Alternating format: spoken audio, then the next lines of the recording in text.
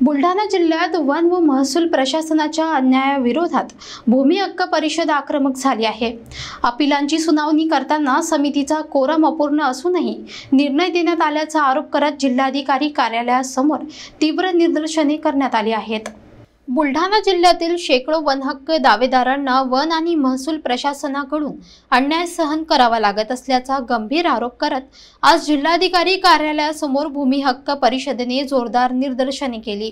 या निदर्शनाचे नेतृत्व परिषदेचे संस्थापक अध्यक्ष के.जी. शहा यांनी केले। यावेळी आंदोलकांनी असा ठपका ठेवला की जिल्हास्तरीय वन हक्क पुनर्विलोकन समितीचा वैधानिक कोरम पूर्ण नसतानाही अनेक अपिलेख प्रकरणे सर्रास नामंजूर करण्यात आली आहेत। त्यामुळे अनेक आदिवासी व वन हक्क दावेदारांचे हक्क डावलले गेले आहेत।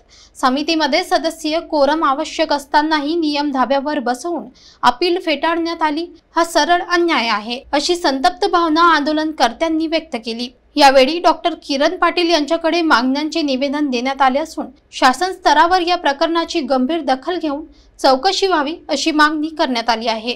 निदर्शने दरम्यान मोठ्या प्रमाणात वन हक्क दावेदार, शेतकरी व कार्यकर्ते उपस्थित होते। या ठिकाणी दिलेल्या निवेदनाच्या नुसार व झालेली चर्चा या ठिकाणी संघटनेचा प्रमुख या ठिकाणी म्हणून मी समाधान व्यक्त करतो।